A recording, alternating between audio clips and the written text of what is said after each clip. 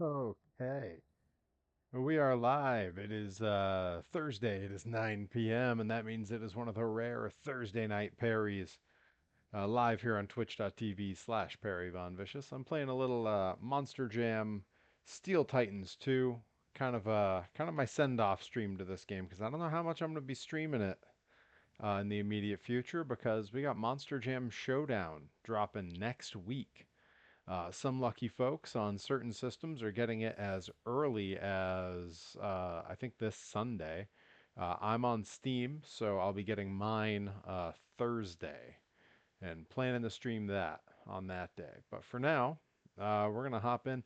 I'm trying to max out a bunch of these trucks, trucks that I just haven't maxed out. Oh, 1996 Brendan, Gravedigger 30th anniversary fan. Hey, the 30th anniversary was a great looking scheme for Gravedigger. All right, we're gonna hop into. Let's go with the Big Show Plus here. We're gonna back up to let's call it the Arena Championships, and we're gonna work our way through that. I'm trying to max out Monster Mutt Rottweiler right now. Trying to get all of the different crews fully maxed out, and we're getting pretty close. All right, rough crowd. We got Rottweiler. Here we go.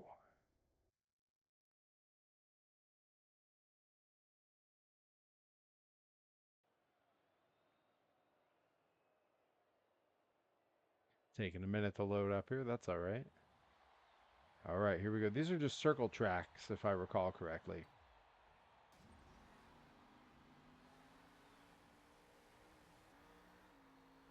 They're always stressful to me. I hate losing a race. Losing freestyle, that happens, but losing a race or even two wheel, both of those stress me out a bit. I also have to relearn the controls every time I fire this up because I try to alternate this between this and using the monster trucks on Beam NG, and the physics are very different. So usually takes me a minute to get kind of in the swing of this game. What's harder is going from this game to like Wreckfest. That one really messes me up because the the the physics involved is just so different. I lost that race? You got to be kidding me. How did I lose that race? I had a great run. You know what? We're replaying that event. I'm not going to take that. I'm not going to take a loss on the first race of the stream. That's absurd. Unbelievable. All right, let's do this.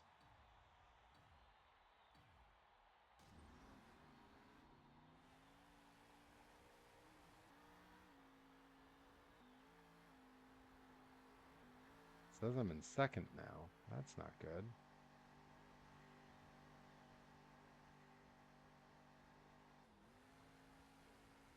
How am I in second? I'm doing so good here. I'm killing these corners.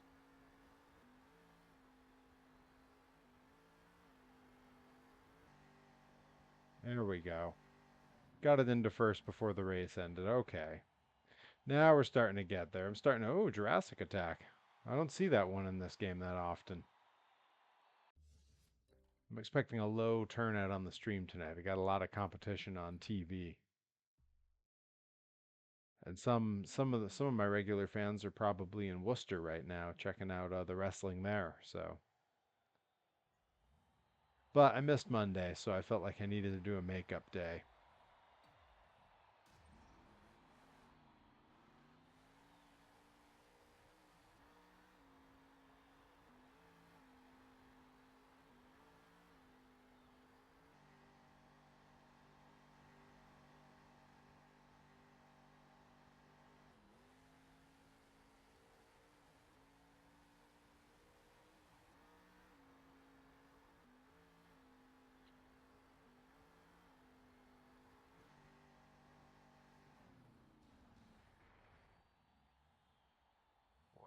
Boy, that was a stressful race. I was worried there. I didn't know if I was going to take it or not.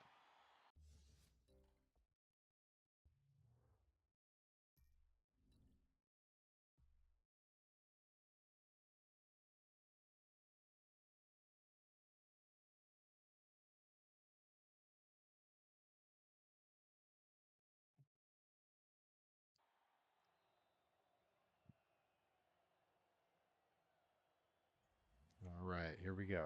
Oh, there's Bobby Gilbert in the chat. That's right. Thursday Night Perry.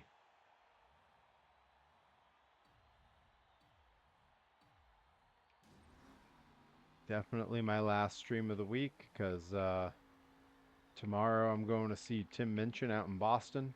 And then Saturday I will be wrestling for Maine Premier Wrestling up in Maine.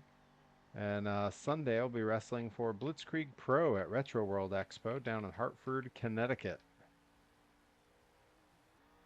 So some busy days coming up here.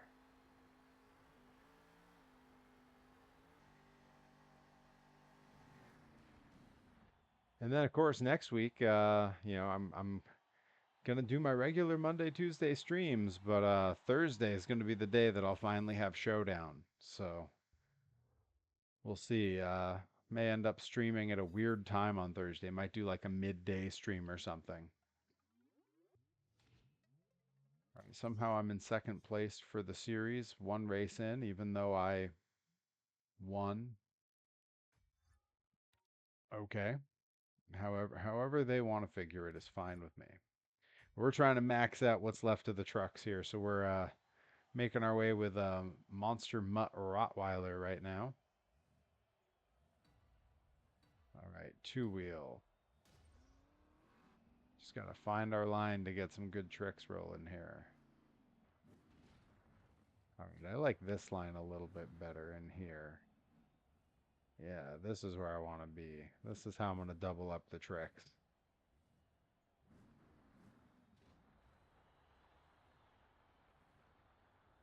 Yep, just gonna ride that one out a little.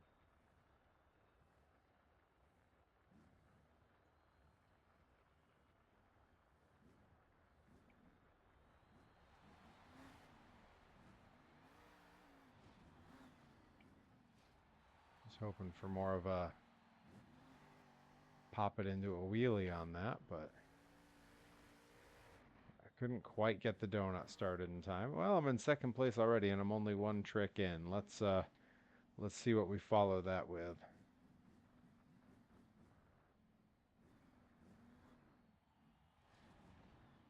That's the combo I wanted. Stoppy to a wheelie.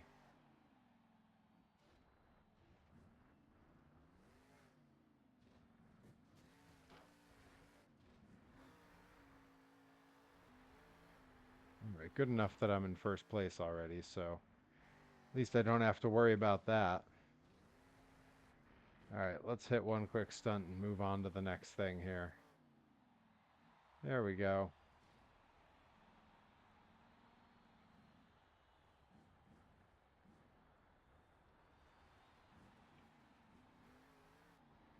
All right, there we go. Moving on. Let that timer run out. Booyah, first place. That's how we do it.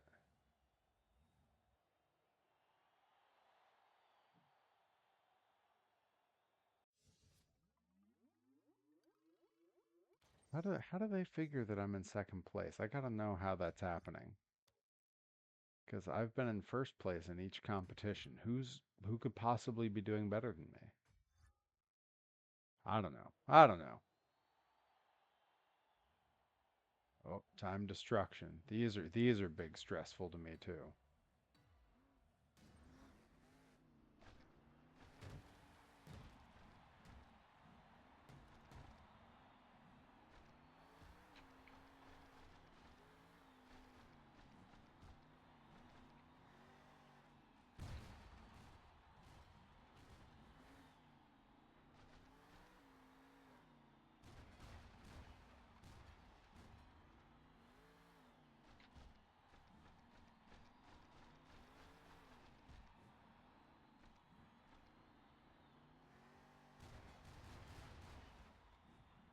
Let's get up to these guys.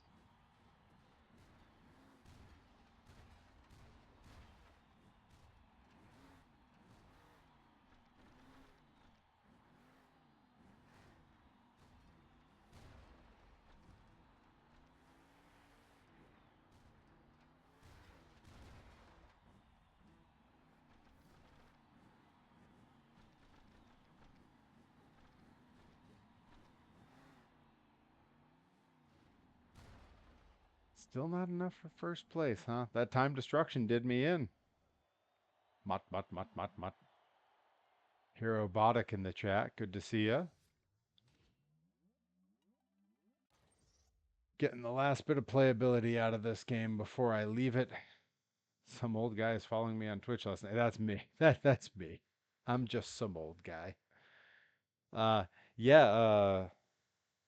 Getting the last bit of play out of this game before I let it collect dust balls because Monster Jam Showdown comes out in less than a week now. This time next week, in fact, I'll be playing it on stream.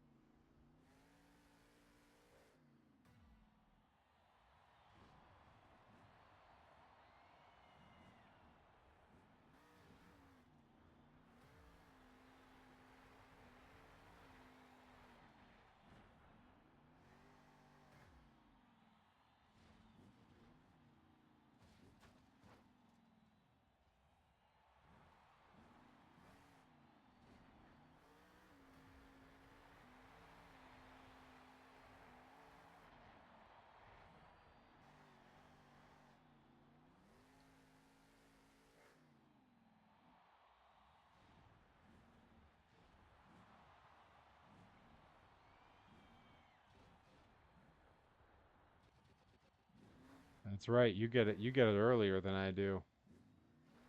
Bobby's gonna have Showdown in a couple days. I bet you'll be playing it on stream right away, right?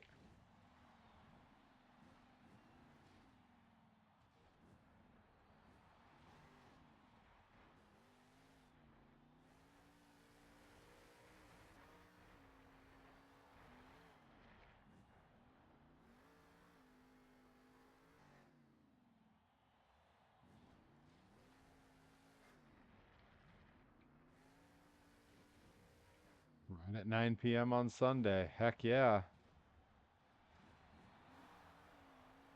I always get ambitious and I threaten to hop on here and live stream stuff I'm at in person. But I may actually try to do a little IRL stream from Retro World Expo because I might be able to grab some of the other wrestlers and go play some of the retro games.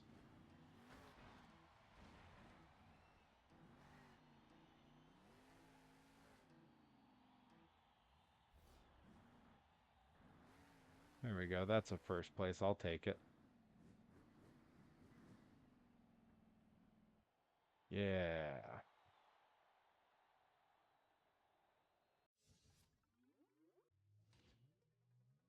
Yeah, Robotic, you ought to. I was just gonna say you ought to pop out to Retro World Expo on Sunday. You can come see me wrestle and see all the toys and video games, but mostly see me wrestle. I won't be there Saturday, unfortunately. I will be up in Maine defending my Maine Premier Wrestling Heavyweight Championship. Oh, you're on the other half of the state currently. Gotcha. Or at least headed that way.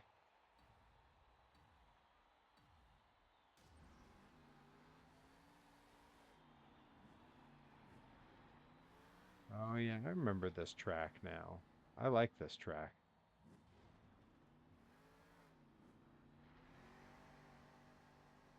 I was kind of wondering how my draw on Twitch tonight was going to be impacted by all the good TV that's on right now.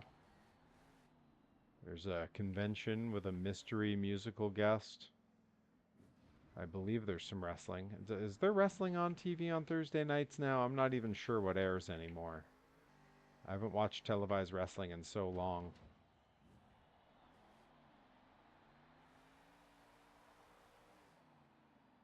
ROH and TNA. Well, ROH being on Thursdays rules. I got a lot of friends that do those shows. And come to think of it, I got a fair number of friends on TNA too, so that's pretty cool. I mean, at this point, I've been around wrestling so long. Oh, I wasn't done. I thought I had finished the last lap. Why was it still sitting there? Oh no, oh no. Restart, restart. Oh boy. Let's see. ROH, if let's see. Erica Lee is with that Turbo whatever team. I always forget their names. Um, we're gonna replay that event for sure. Let's see. Who? Oh God, I always forget the names they use on actual TV. Like I only know the names they used on the Indies. The Team Bear Country that are now they're the well, three giant dudes with the protein shakers, Bronson and Boulder. I can't remember what their names are on the actual program because, again, I don't watch any of these programs. Bailey from WWE is an old friend. Posted a funny little throwback picture with her today because a friend was tweeting about her. Let's see. Aaron Solos with ROH last I checked. He's an old friend. Um, Powerhouse Hobbs is an old friend. I had some of his earliest matches with him. Um, I do know Bailey. I know Bailey very well. We used to travel together to shows all the time. In fact, we both won our first championships on the same night on the same show in Reno, Nevada in 2010, possibly late 2009. It was either late 2009 or early 2010.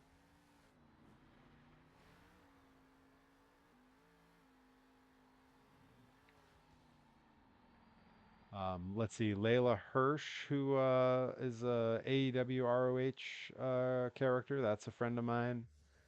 Yeah, there's it's people that you cross paths with and you end up sharing car rides with. Oh, Bailey. So you remember her initial debut character? That's exactly what she's like in real life. Just constantly smiling, constantly happy. Just a joy to be around. I've nothing but good things to say about Bailey. Again, an old friend.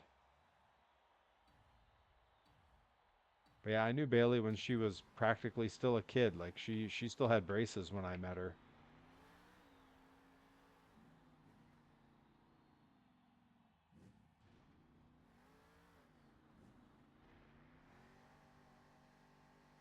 If you dig through my YouTube deeply enough, you can find a mixed tag match. Me and some girl I don't remember anymore. I think I met her once or twice against Chemo, who was a wrestler out in California at the time, and Bailey on the Indies.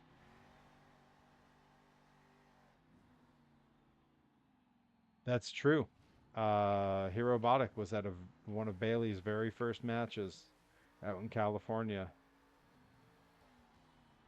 because I was on the show.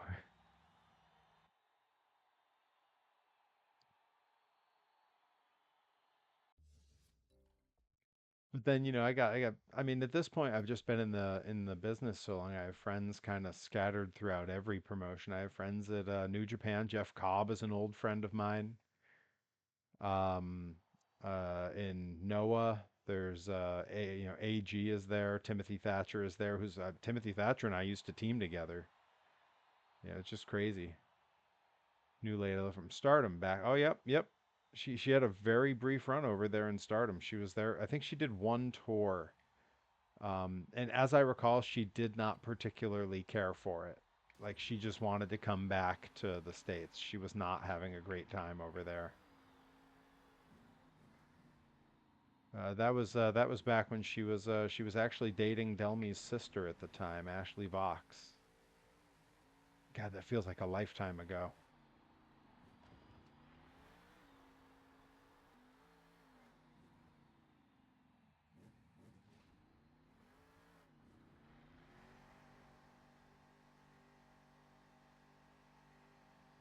Yeah, I also, if you look around, I don't think it's on my YouTube because it was another company's, and they have their own IWTV show. But the wrestling company Kaizen Pro up in the Maritimes in Canada. I was in a six-person scramble match with Layla Hirsch, where she and I took turns dropping each other on our heads with crazy suplexes. I could listen to you talk about wrestlers, all day.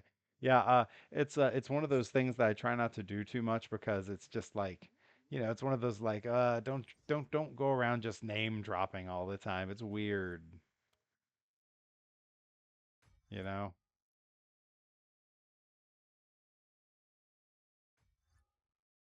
But yeah, at this point, you know, I've just seen so many people come and go. Joey Nails coming in hot.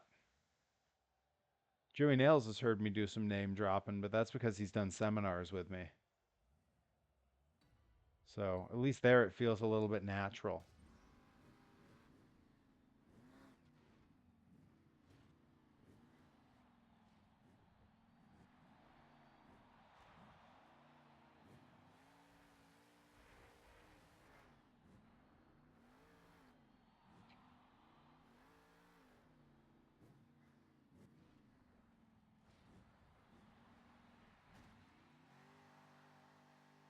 Oh, blew it on the second attempt. Oh, you hate to see it.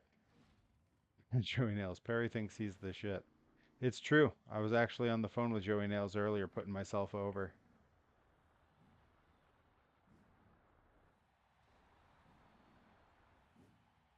Actually, Joey would tell you I was very sheepishly like going like, well, you know, like I was naming other wrestlers who were really good that were on a show with us, and kind of going like, well, you know, I won't include myself with them. You know, that wouldn't be cool.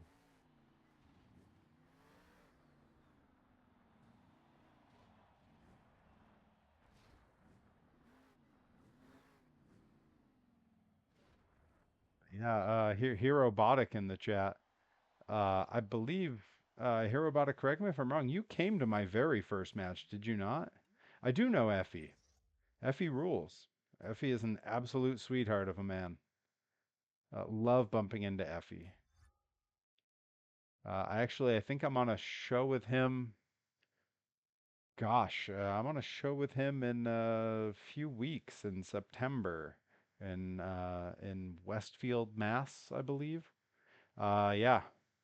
Yep, Herobotic was at my first match. Perry said he's been carrying Rip the past 5 years. I've been carrying Rip a lot longer than 5 years.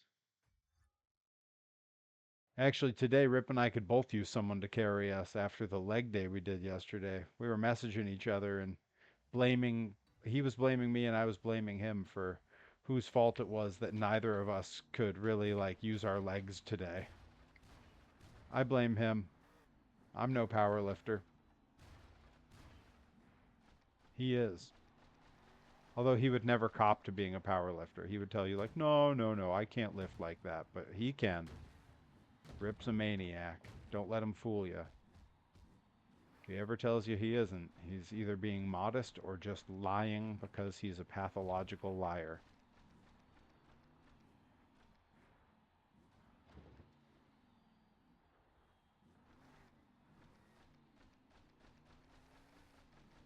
He joined Mad. Hey, you can have my place. Mad hasn't teamed in almost a calendar year at this point.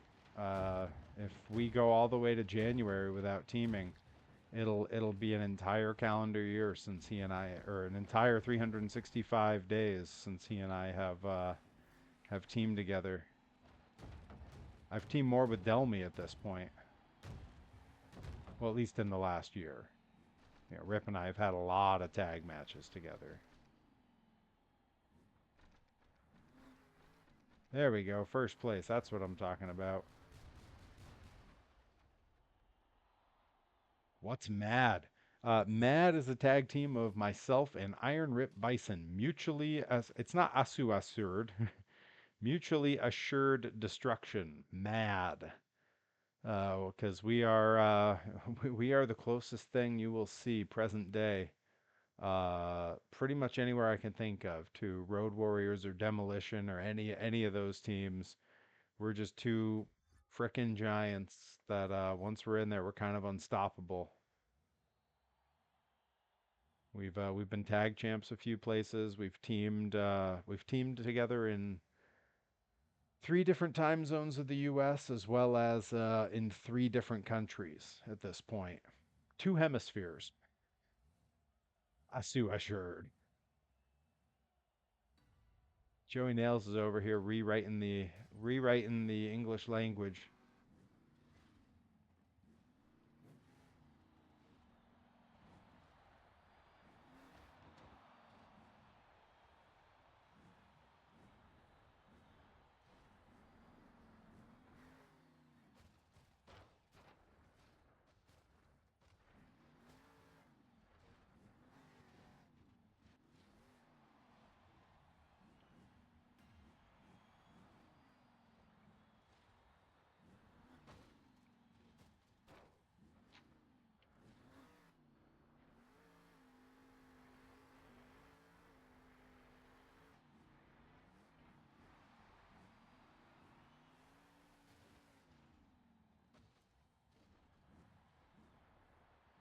Come on, this is a pretty good run here.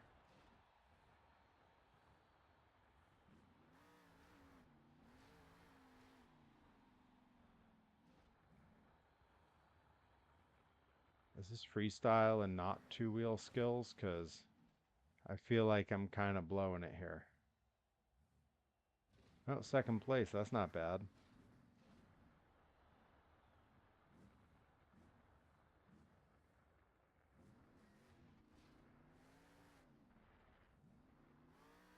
Chewy nails. I'd wear trunks one time. Oh, Rip doesn't even wear trunks anymore. Rip's tights bison now. He wears long tights.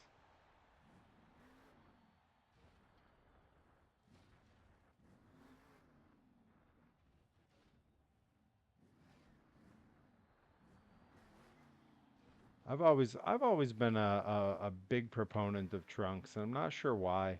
I do know that even when I was like heavier, when I was chubby Perry back in the day, that when I switched from long tights to trunks, I thought it just looked better. And I could never really tell you why.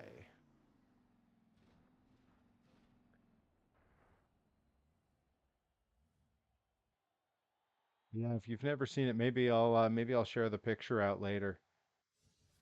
What is that? A micro machine? Looks kind of small for a monster truck. Well, I mean it is a dog, so, you know. Although in a couple of months, the Hot Wheels Monster Trucks has their video game coming out, so I'll be playing as literal toy monster trucks. So that'll be pretty close to playing as a micro machine. There's the old Micro Machines game though. I might have to fire that up on an emulator at some point. I'll see Perry and Rip come out dressed as the Aquabats. Not a chance. Rip hates anything like that. He does not enjoy things that are fun. Or I guess maybe more aptly, he has a different definition of fun than I do. Um, he does not like ska. He doesn't like gimmick bands or comedy bands, with the exception of Tenacious D. He strongly dislikes even the fact that I like the Aquabats. He doesn't like.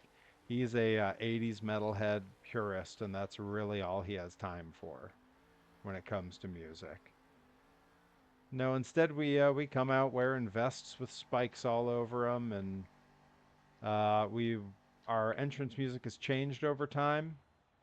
For a while we were I agree, ska's great. For a while we were entering to yeah, that's fine, Joey Nails. You can agree with whoever you want. Um, but yeah, for a while we were entering to we moved through a few different songs. We started with Weezer's cover of the Turtles, where they did the song "So Happy Together." He hated that, but I convinced him to do it. And then for a while we were entering to Metal Gods by Judas Priest, which fit us pretty well. And then eventually we just decided to use his regular singles theme, which is Hate Myself for Loving You by Joan Jett, which also fit us pretty well. And similarly, when Delmy and I team, we just entered my singles music, which is the song Automatic by Less Than Jake.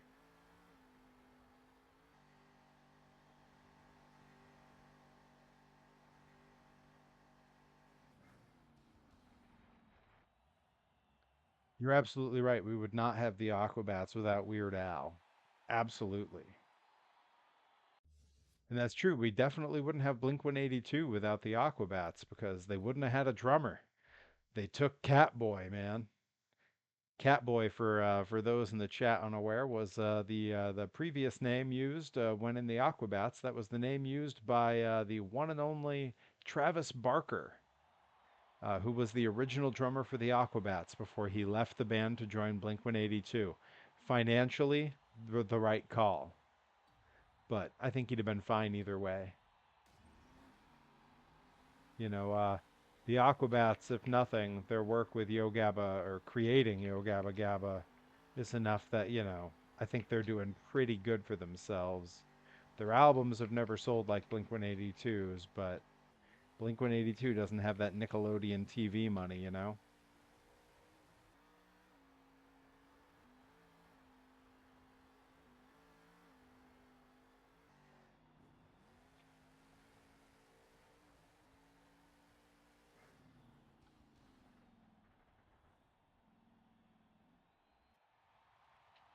First met you, I thought your theme song was Big Truck by Coltrane.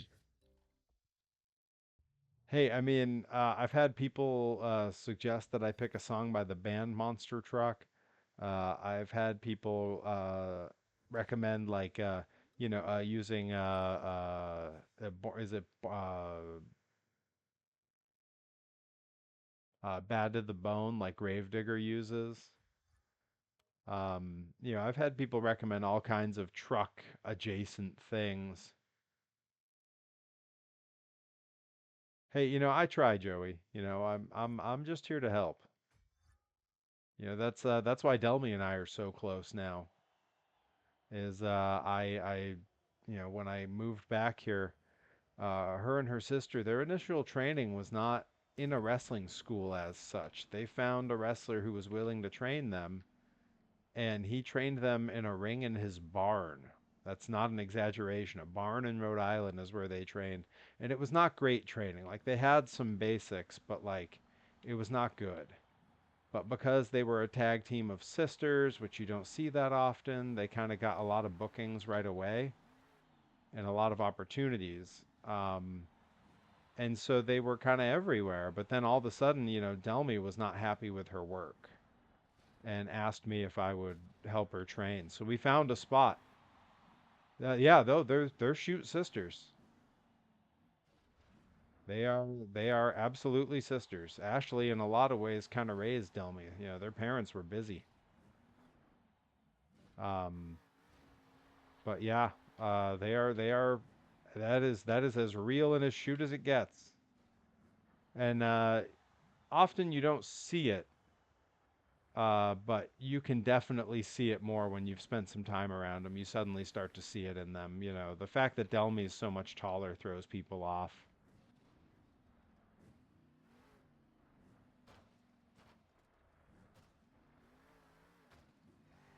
No worries, Diz. Not one of my normal nights to stream. Usually it's just Mondays and Tuesdays, but I had to take Monday off this week, so I decided to do a stream on Tuesday, Wednesday, and Thursday to kind of make up for it.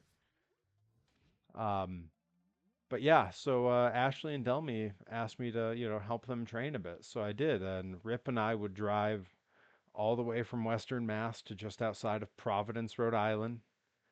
Uh, and it was like a 2+ hour drive, and we would do that once a week for the better part of a year, to a school that just gave us the passcode, and we would go in and use the empty school, and I would kind of help them refine a lot of things.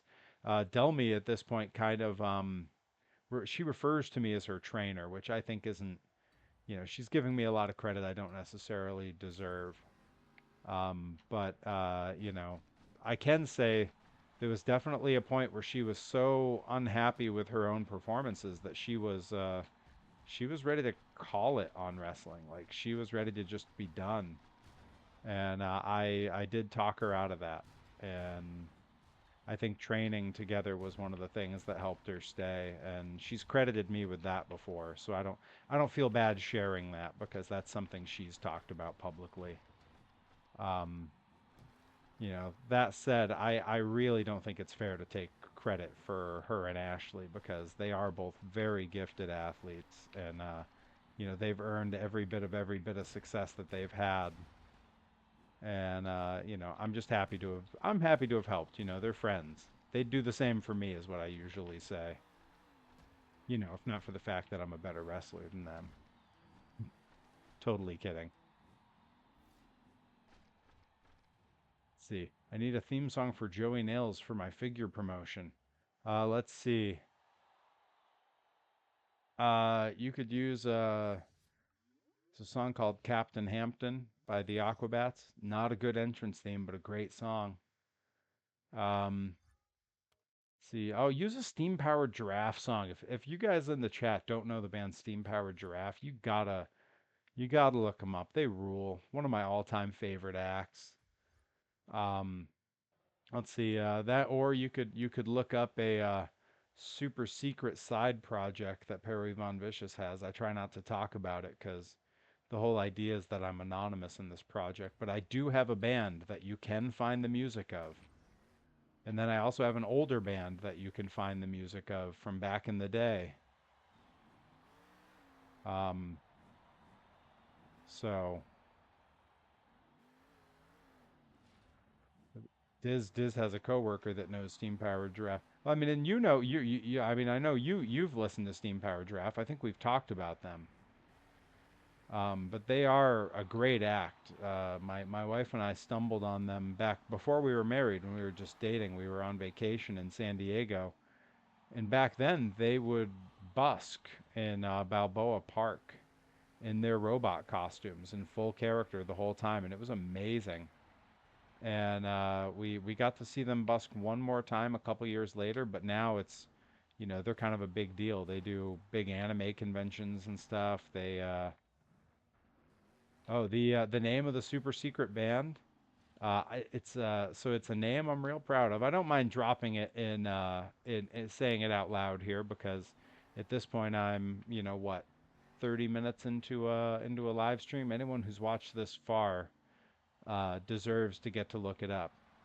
Um, the band is called Their Earlier Stuff. So if you think of when you have a conversation with someone and they say like, "Oh, like do you like Green Day?" and you say, "Well, I like their earlier stuff." If you look up their earlier stuff, there is a YouTube channel. There's a Twitter where it had to be different because it was too many characters. Um, and then I believe SoundCloud, everything I ever did for it is up on there just for free, just sitting there. But that particular project is just me. Everything is me. It's music that I either programmed or recorded with actual instruments. That's all just me goofing off, making silly novelty music without my face attached to it. If you look for my older stuff, my actual older stuff, rather than their earlier stuff, if you're looking for the older stuff I was a part of, I had a band with Herobotic briefly. I don't know if any of it is online. We were called Sofa versus Couch. Yes, Professor Elemental rules. I just saw that. Chap Hop is awesome.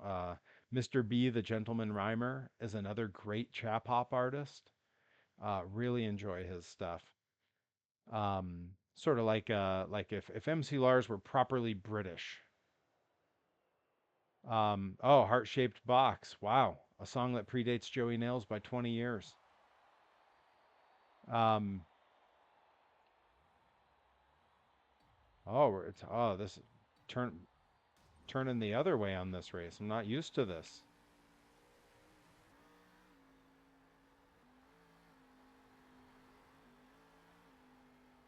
This is kind of messing my brain up. I'm not used to turning this way.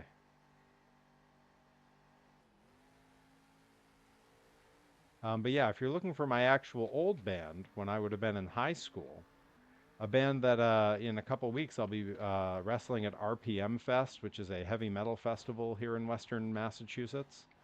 It is organized and run by the drummer from my high school band. My high school band you can look up pretty easily. They had a bunch of stuff out after I left the group, and that's usually what comes up first. But on YouTube, there's some tracks from while I was still in the band, and you can see I'm in the pictures of the YouTube thumbnails. It's a band called Hydraulic Sandwich.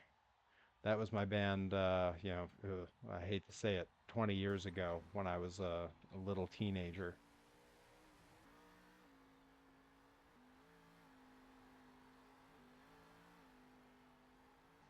When I first moved back to this half of the country, I had a number of people from my hometown post on Facebook asking if my moving back meant we were ever going to get a hydraulic sandwich reunion. That cracked me up. I was happy to know that they remembered. We did some Warp Tour stops. That was pretty cool.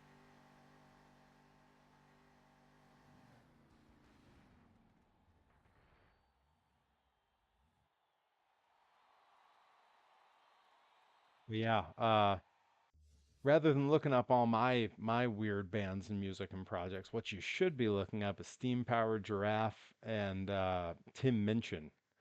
Man, I'm so psyched to go see Tim Minchin tomorrow. Seriously, the last time I saw him was while I still lived in California. It was while he still lived in California, before he moved back to Australia. And this is his first tour back in the country. So I'm very excited to go see him. One of my all-time favorite musical comedians. And yeah, just so psyched to do that. That's there's a lot of shows that you want to go to, but a lot of, you see a tour coming around and you go, I'm not going to spend the money. I'll see him next time or whatever. When my wife and I saw Tim Minchin was playing, there was no conversation. She was just like, "Yep, are the tickets on sale? If they are, buy them." And that was it. It was just, "Yep, yeah, we're going to that." No question. This has two concerts and on Saturday night and wrestling on Sunday.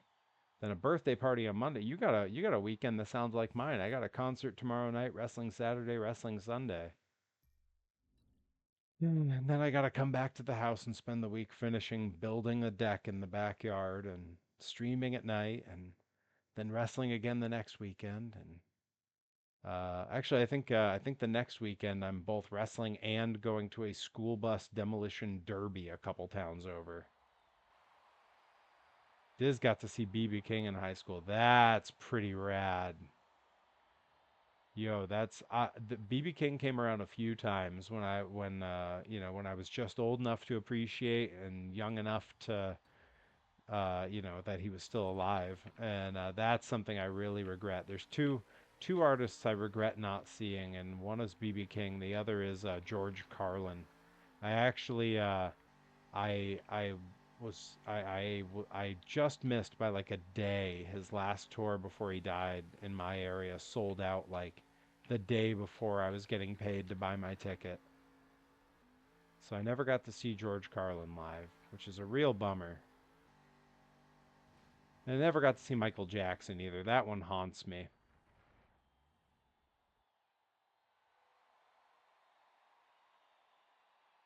And that's right, Bobby's streaming this weekend. Everyone should tune into Bobby on Sunday. He's going to be on here playing the new Monster Jam game a full 4 days before I can get my hands on it. So check out Bobby's channel. He's going to be playing Monster Jam Showdown when it drops. But because I'm on Steam, I can't get it till Thursday. Sometimes life's hard.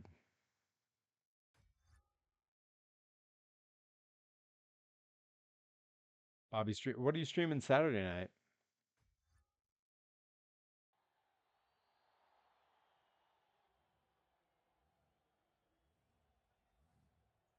Two wheel skills here.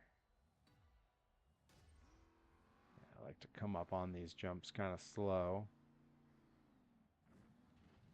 All right, let's find our line. I think I like this one best. I hope it's not the one with the little tire bumps.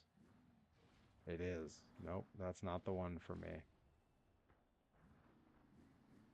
This will be the one for me. Here we go. It's the tough part of two wheel skills. You got to pick your line.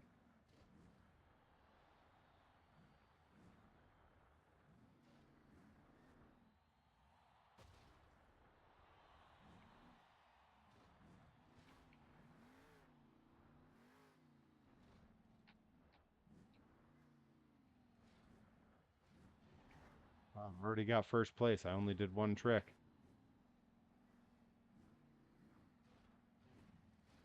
Birthday party for a 4-year-old. Yeah, that sounds exhausting. Let's see, Bobby's playing. Wait, Sword Art Online Fatal Bullet. Is that the name of the game? Am I so old that sounds crazy to me?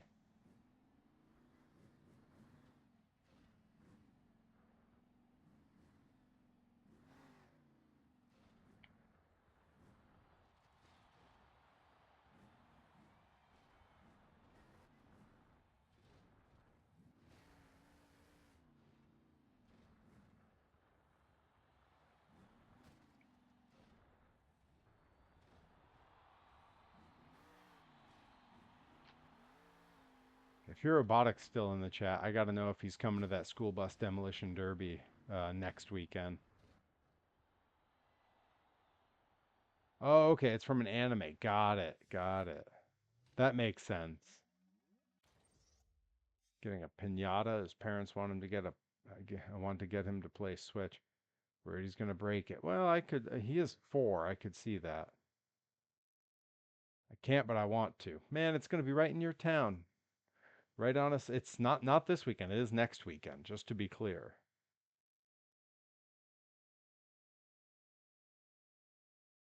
Yeah, you got to be careful with a 4-year-old. 4-year-olds, don't often understand when a thing is breakable. It's dependent on the 4-year-old though, for sure. Some of them get it. All right, time destruction. Here we go.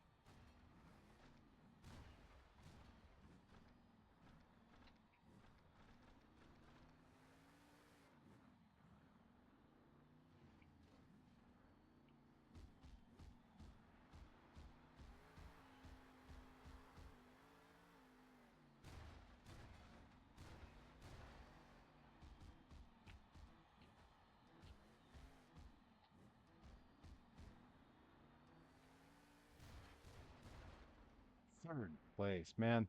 Time destruction is not my strength.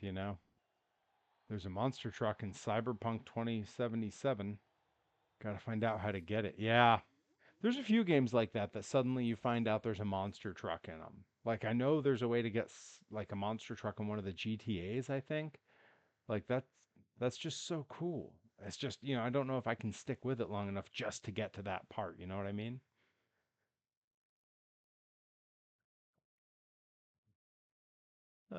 Little kids, every little kid's different, and they're all pure balls of chaos in one way or another. Like I can't imagine what it had to have been like for my poor parents raising me and my brother. We're about a year apart and both huge. And that must have been just, I mean, let alone the grocery bills, but like just dealing with us as entities had to have been terrible. Hirobata can attest to that. He knows me and my brother, and dealing with both of us must have been terrible.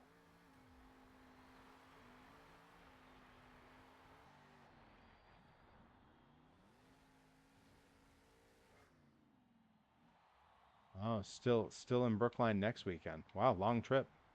Well, the week after that, we'll be, you'll be coming with me to go hit up Hot Wheels Monster Truck Live. Got to see Bigfoot live and in the flesh down in Hertford, so that'll be good.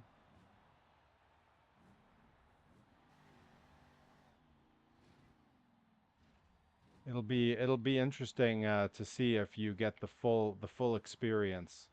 I've not been to a monster truck show in a few years now without having someone come up and say hi because they know who I am.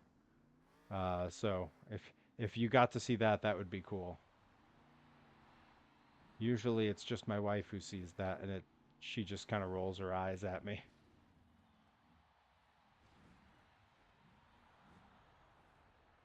Let's see, what wrestler inspired me to become a wrestler? Oh man, that's a good question. You know, uh, honestly, there was a moment while I was in college. Like, when I was a kid, I had my favorites. I was a big I was a big Shawn Michaels fan when I was a little kid. Later on, I really enjoyed Triple H. The first time I started lifting weights was his 2002 Rumble return.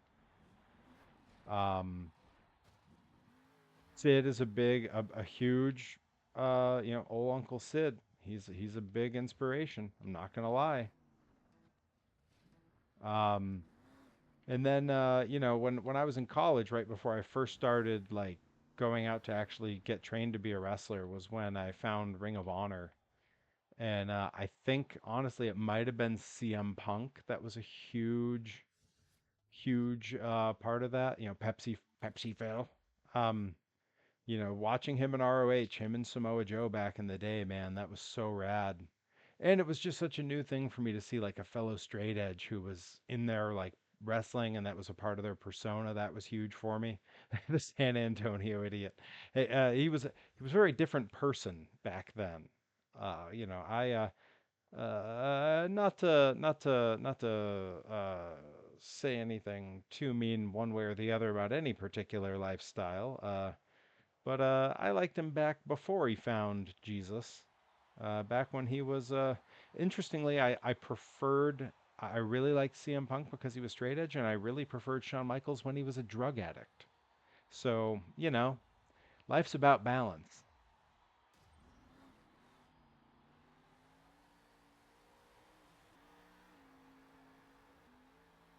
That's probably who inspired me the most. As far as like present day inspirations, I mean, it's Vader, it's Dr. Death, it's Kenta Kobashi. Oh boy, I got to start this race over. I am all over the place out there.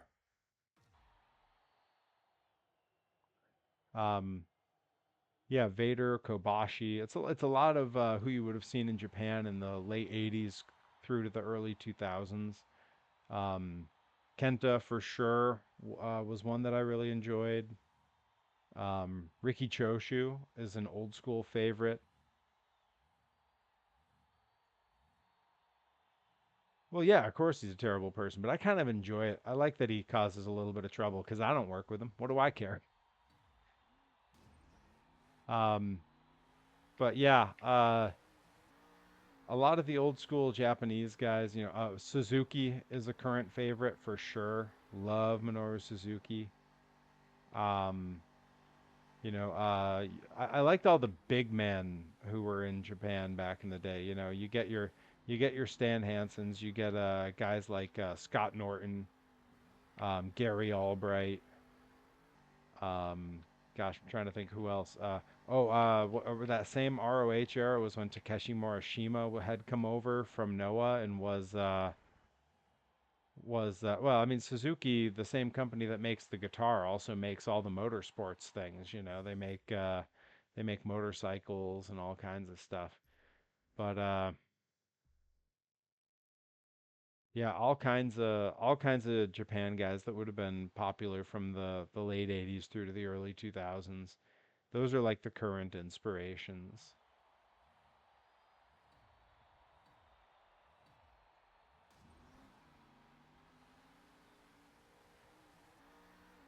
But I was really first watching right just like I started watching like weeks before the Attitude Era started.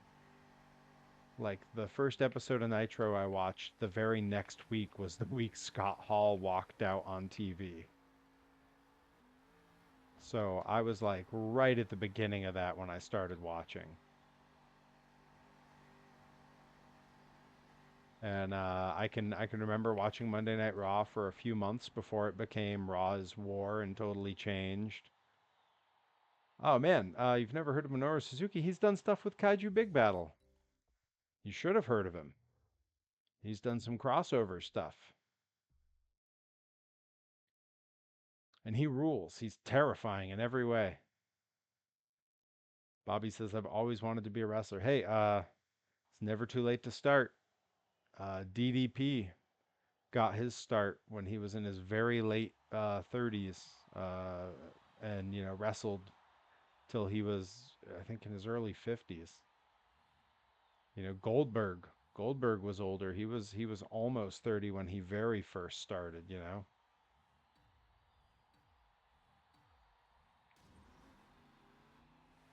But yeah, it's never too late to give it a shot. It's just, if you want to do it right and you want to do it safely, you got to work real hard at it. That's something Rip and I talked about at the seminar we ran up in Maine a couple weeks ago. We were telling the guys, there's a popular slogan that wrestling is for everybody. And if we're talking about being a fan, yeah, that's true. Wrestling's for everybody. Everybody's welcome. But if we're talking about being in the ring, a more apt description might be wrestling is for anybody because it's for anybody. Anybody can do it if they put in the work, right? Your size, your shape, your height, your age, gender, all that is irrelevant. All that matters is that you work hard and you get good at it. All that matters. So, don't count yourself out, you know? I believe that becoming a pro wrestler is one of the better things I ever did for myself physically. Because it probably added years onto my life. It takes years off other people's. It probably added years on because I got in shape.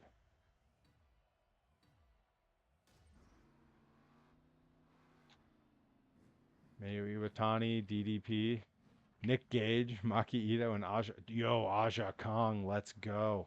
Old school Joshis, man, they're built different. Are you psyched for the Dump Matsumoto Netflix documentary coming out? I can't wait. That's top tier must watch stuff for me in the next year. Like I'm very excited for that.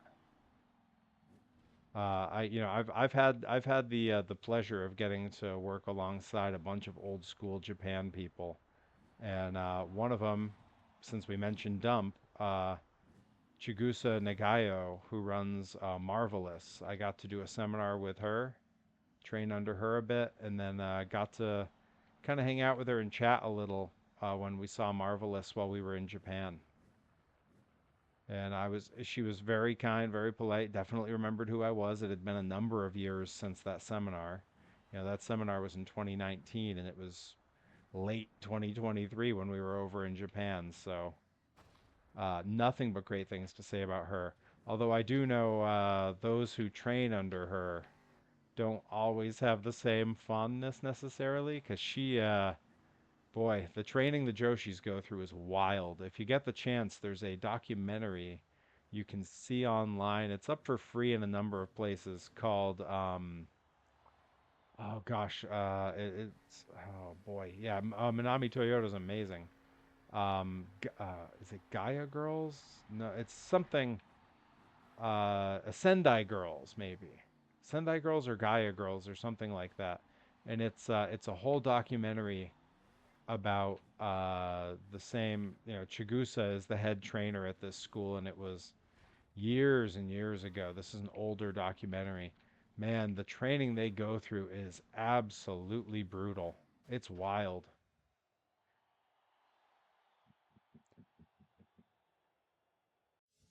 New subscription to Disney include Hulu. That's a good use of the money because I enjoy that very much. A lot of great stuff on there.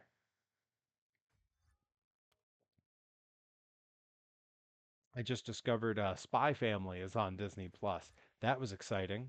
I tried to start that last year, and it was only up on I think Crunchyroll, and I wasn't going to pay for a subscription. And I was able to watch 3 episodes before the free trial ran out. Yeah, Sendai Girls is Miko Satomura currently, who works very closely with Kyushu Pro. She stops in down at the office every so often, hangs out with Chikuzan and with Baten, and she's had a number of her trainees come and do shows for Kyushu when they're down in the area. They get an opportunity to work in front of a crowd with Kyushu. But yeah, we just missed meeting her while we were there because she stopped into the office. We were at training. We had no idea. Tajiri left training early to go say hi. We didn't know she was there. We'd have gone with him. We had to find out on Twitter. Hey, she's earned it. She's earned a retirement. She's done everything conceivable. Didn't she just wrestle Bailey? Did I imagine that?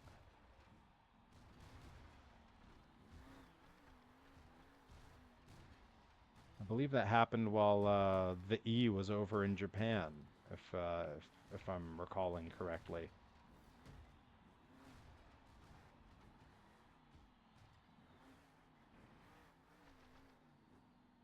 First place. There we go. I am familiar with Leva Bates. I got to work with Leva Bates a little bit while I was with Kaiju. She was delightful, lovely person.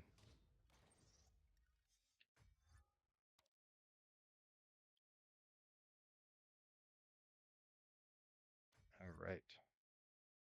We've almost maxed out this truck. I think one more event is going to do it, and then we'll be able to move on to a different truck.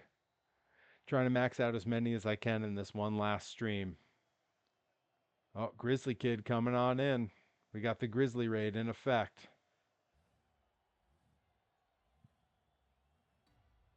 Grizzly Raid coming in hot.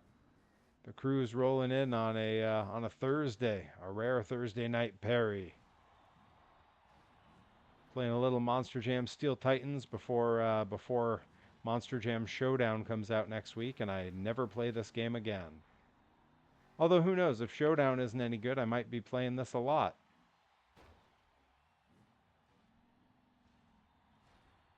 But I have a feeling Showdown will be pretty good. The people who've played it so far on early release seem to really like it.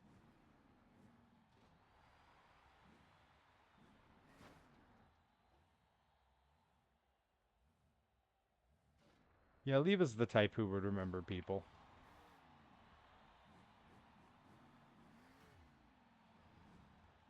Grizz, I'm doing great, man. You know, getting ready for a busy weekend. I got a few shows in a couple different states, and I'm going to see Tim Minchin tomorrow in Boston. So looking forward to that. And I've already won freestyle. Cool. Now I'm just running out the clock.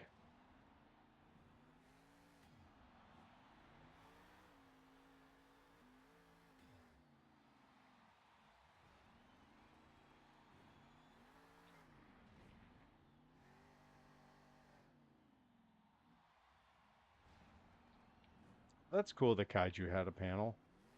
I mean, I almost wonder like who could even be a part of it if it was depending on how it was done, because you know, they tend to not let actual humans be a part of the brand. So unless it was done fully in kayfabe, hard to picture. Um, plus they other than a couple of I think two, it's really only two of the absolute highest ups in the company. No one else has been there that long. There's a lot of turnover in Kaiju, as is evident by our one friend who can't be named because his name has been redacted.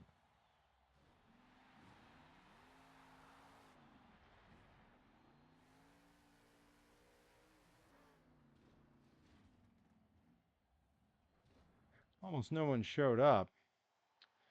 Well, that's a little bit of a bummer.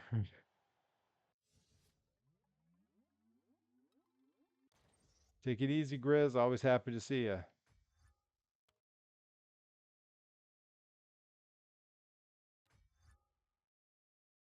Is that enough? Did we max? Oh, so close to maxed out. Come on, one more event, and we're moving on to another truck.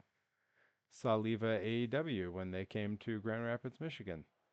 That's awesome. Yeah, I was so happy when she was working there.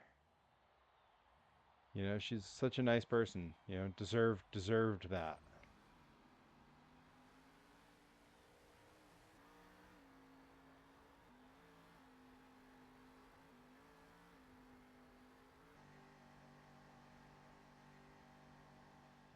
I am killing this track.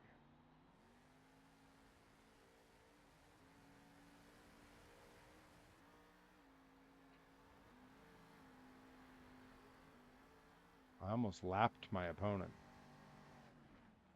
Then the ruts got too deep, and you can't cut those turns once those ruts come in, man. Your tires hook, and you end up on your roof. No good, no good.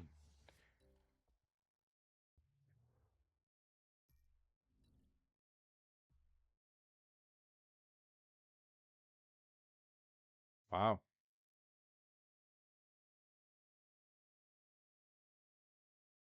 Yeah, I don't doubt that they scared the guide dog. Kaiju can scare normal people, let alone a dog. Dog doesn't know what's going on. Terrifying.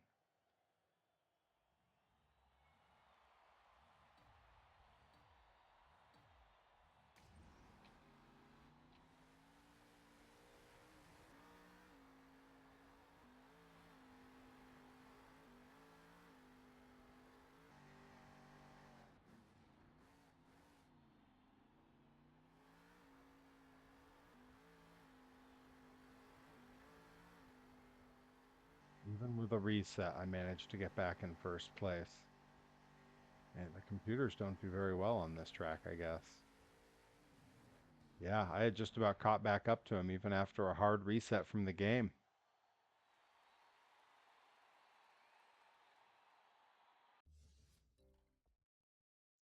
Ah, yes, when Leva was blue pants. That's when a lot of the world saw Leva for the first time. You know, when you get an opportunity on a big stage, that's when people see you.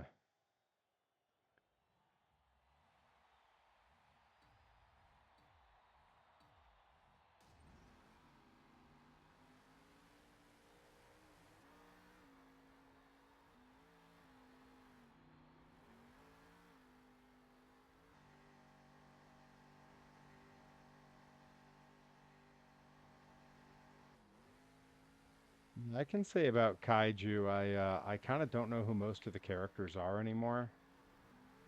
Um, you know, I knew who more of them were before I ever worked for them. Like I knew who a lot of the characters were when I was just watching as a fan, like when I was in college. After I'd worked there for a while, I kind of found myself disengaging with the product. It was a lot of fun when it was a lot of fun, and you know, then I kind of had to move on, unfortunately. Super. Wait, is Minion 13 Super Duper Minion 13 now, or was he always?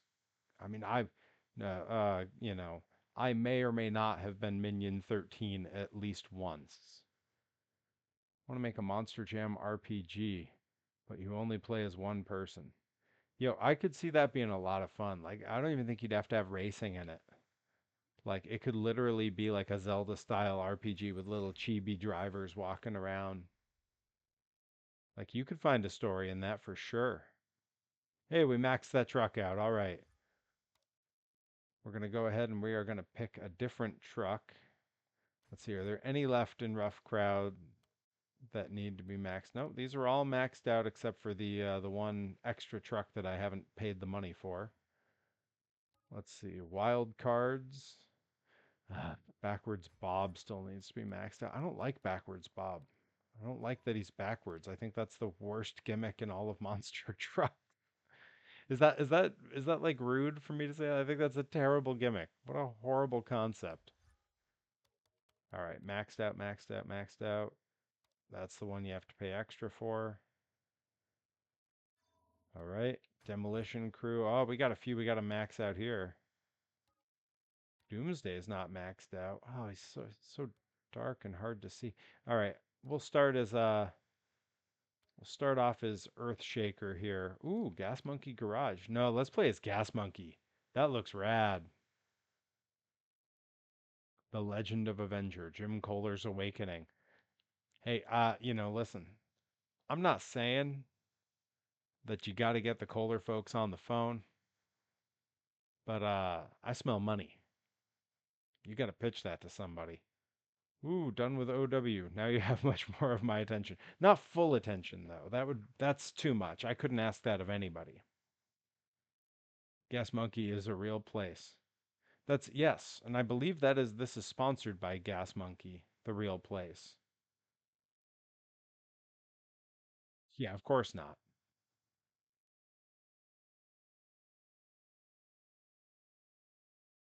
I'm sure you're capable of full attention. You know, I can't imagine what it would take for it to happen, but I'm sure you're capable. I assume it would probably have to be like some kind of physical pain situation. All right, let's see here. Yeah, this is definitely the line I want here. Oh boy, this truck's got a bouncy suspension.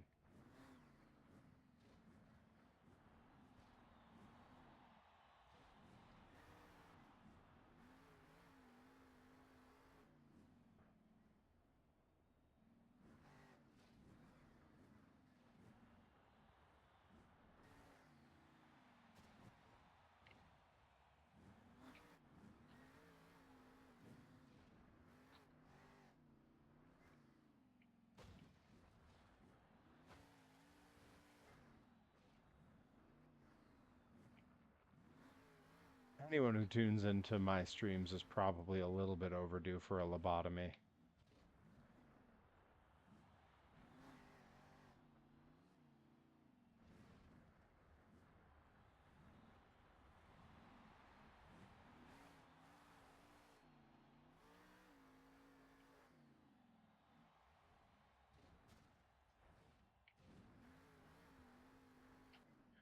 Jim's ice pick and barbecue.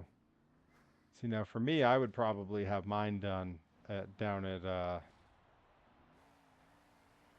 hang on, I'm distracted by driving. I'd probably have mine done down at Jerry's Bait Shop. You know the place.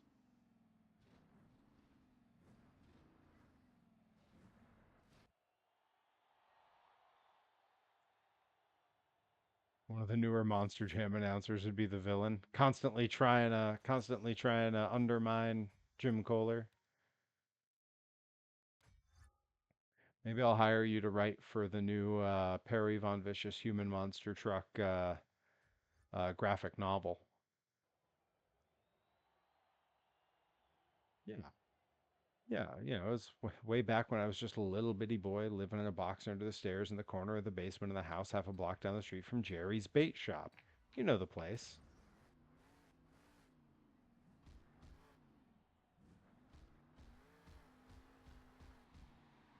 What keeps happening on my screen? Why am I getting this random, like, orange circle that keeps happening? What is that? Why would that happen?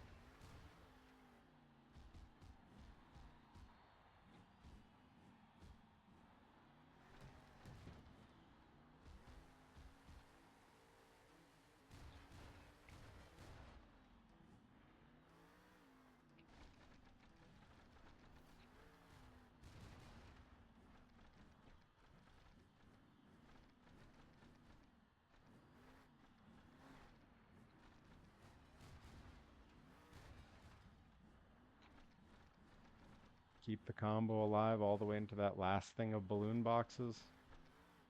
Maybe one last trip to the commode here. All right, is that enough to take first? Yeah, we did it. Whew, I thought I'd blown that one. It was not going well. Yeah, exactly.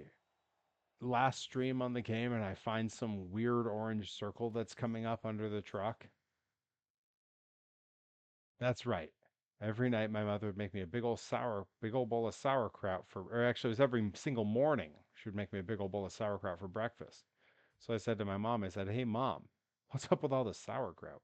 And my dear sweet mother, she just looks at me like a cow looks at an oncoming. Am I gonna get copyright strike for this? Well, I'm gonna just go ahead and stop verbatim doing the entirety of Albuquerque, but Herobotic can attest. I could. I could get all the way through it. Not even have to think that hard about it. Where's Joey Nails? If that's not worth some cheers, I don't know what is.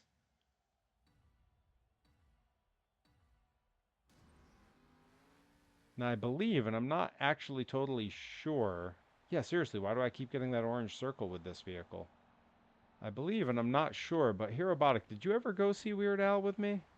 Thank you, Diz. Appreciate the cheers. Appreciate the emojis, Herobotic. Appreciate all of it. Appreciate it, Diz.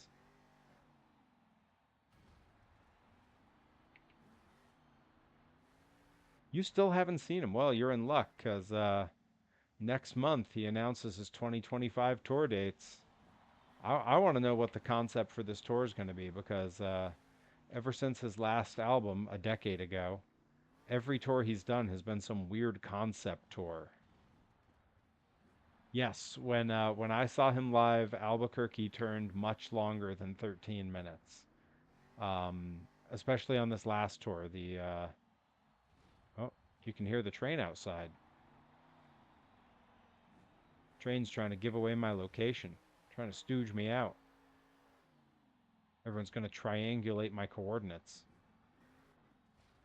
I am talking about Weird Al. Weird Al Yankovic, the one and only. You want to know who inspired me to be a pro wrestler? The answer is Weird Al. He inspired everything I've done.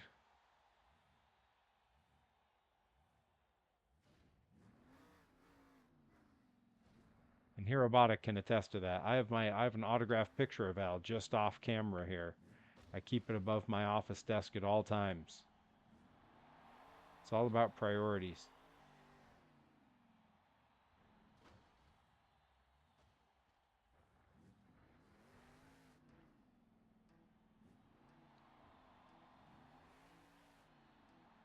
Yeah, I want to know what the gimmick is going to be with his next tour cuz he's had like concept tours ever since the last album. You know, he's toured with an orchestra, he did his all originals tour. You know, just he's always got a concept. That's right. Weird Al inspires all of us to dare to be stupid. And he does so in 3D in the middle of throwing a polka party while running with scissors on a bad hair day, no less. Look, I can go all day. My Weird Al knowledge is deeper than my knowledge on probably any other subject. I've got a shelf full of books about Weird Al. I've got every album on vinyl. I've got every toy of Weird Al ever released. That is probably the geekiest stripped down club tour, so I can see him at the Iron Horse. You know, the last tour, where it was all originals, was basically a stripped down club tour. It was just kind of bigger theaters. It was crazy because he didn't do any of the hits, no hits. That was the rule for that tour. Was no parodies, just his originals, no costumes, no big screen. It was just him and the band on stage with their instruments, sitting on stools for like 2 hours. Like they played a long set, and the set list was different every single night. So like I saw him 2 nights in a row out in Boston on the last tour. Not one song is a repeat. Even the encores, he chose different songs. It's crazy. Probably my favorite tour I've ever seen him do, and it was the second time he'd done that tour. So I've seen that tour 3 times, and probably my favorite Weird Al experience because I got to see songs I'd listened to for years live, never before, and never thought I would. Songs that just lived in my head that I had no image to go with. There was no music video. He'd never done them live, and I was getting to see him finally. It was like high school Perry was just getting to live it. He on that tour, on that last tour, where it was all originals, he 100% played Christmas at Ground Zero. I got to see it. I got to see Christmas at Ground Zero. I got to see Mr. Frump and the Iron Lung. I got to see all kinds of Nature Trail to Hell, all kinds of stuff that I never thought I would see live, and it was amazing. My favorite Weird Al song, so it's changed over the years, but typically my answer to this is the biggest ball of twine in Minnesota. And honestly, I couldn't tell you why. There's just something about it that always like felt right to me. You know what I mean? If I was told to pick just parodies, it might be the saga begins.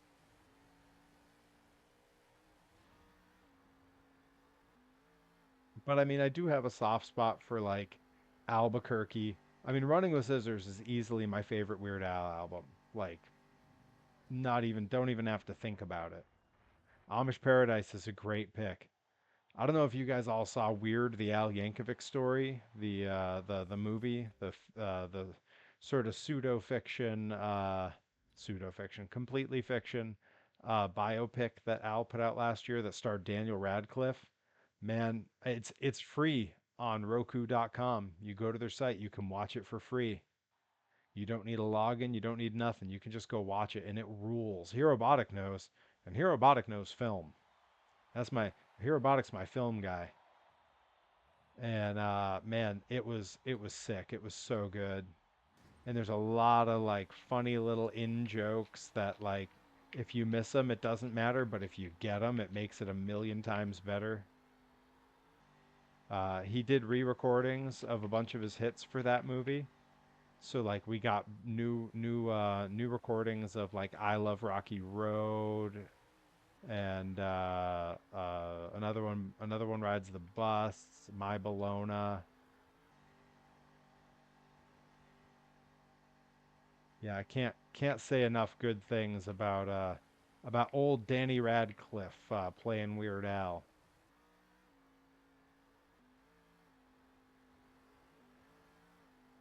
And his father being played by one of my favorite actors that no one ever knows the name of. He's the actor who was the voice of Cotton Hill on King of the Hill. Um, oh, I love Swiss Army Man. Swiss Army Man is one of my favorite movies of all time. In fact, when I was seeing it in theaters, I literally turned to my wife in the middle of the movie and said, I think this might be my favorite movie, which is a weird thing to say the first time you're seeing a film. Yep, that's yeah, all of that is absolutely right. And what a pedigree, what a list to have to your name, right, Herobotic? Man, but yeah, the actor who plays Al's dad in Weird the Al Yankovic Story is the same actor who did the voice of Cotton Hill, and more famously would be known to those of us of a certain generation as Artie, the strongest man in the world from The Adventures of Pete and Pete. Now as a much older actor playing the role of Weird Al Yankovic's father in Weird the Al Yankovic Story.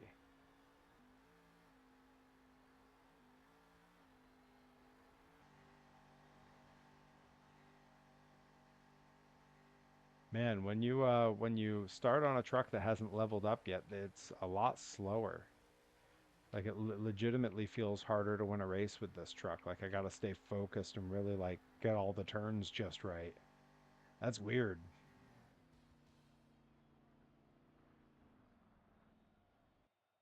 Thought the voice actor of Cotton Hill died. No, Cotton Hill himself died. You're thinking of the voice actor who was Dale Gribble. He passed away in the last couple years. It was right after he had finished recording most of his lines for the first season of the revamped King of the Hill.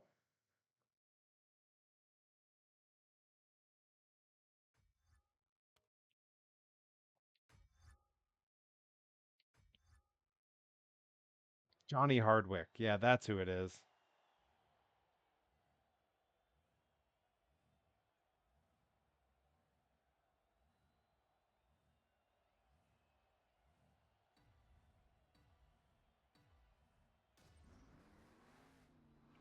Yeah, man. I am excited to see how they write that into the show because their plan really is that they're gonna, anyone who's died, they're gonna write it into the show somehow. So that means the voices of Luann, Lucky, Dale, a number of other voices because all their main cast, like the voice of Dale there, they all did multiple voices.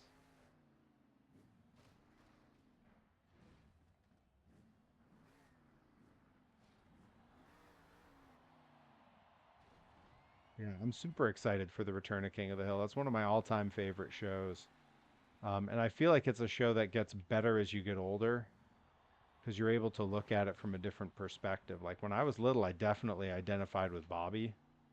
And now that I'm older, I can kind of watch it and go like, man, Hank wasn't the bad guy like Bobby kind of thought. All Hank ever wanted was to look out for Bobby and to make life better for him. He just did it in his way that wasn't necessarily how Bobby saw it playing out. But yeah, super weird to get older and watch that show from a different perspective.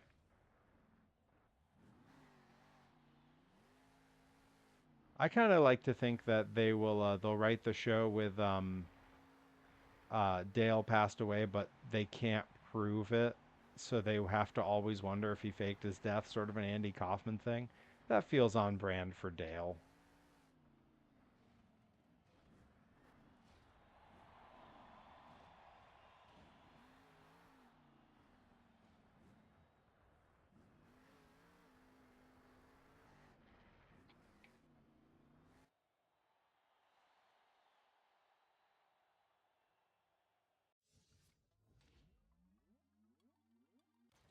Yeah, and that's exactly it. When you go back and you watch it as an adult, you can see that in Hank. You can see that, he came at everything from a very like sort of old school, set in his ways kind of mentality, but he evolved always. Like just so great. Yeah, so they will be adults. The last I heard, Bobby's going to be 22 or 23 in this series, which means so will Connie, and so will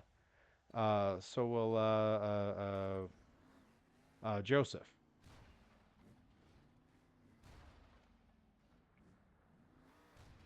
But it'll be interesting seeing Hank and Peggy older and Bobby older and see where they all wound up and what they're all doing because they've been real tight-lipped about that. They're not telling nobody nothing. Yeah, information on what's going to happen in the new series has been very sparse, and I think that's the right call. It makes it more exciting. And really, I don't even know if they've announced an official date for it. I believe it's now set for next year. But man, I can't wait. Like that's probably that might be other than seeing Al in 2025, that might be the thing I'm most looking forward to next year so far. J.S. Goodman in the house with some space ghost emojis. Let's go. We got Rando Chris in here. Bunch of new folks. Welcome.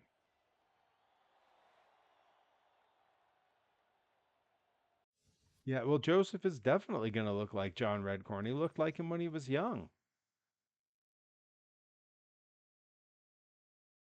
you know?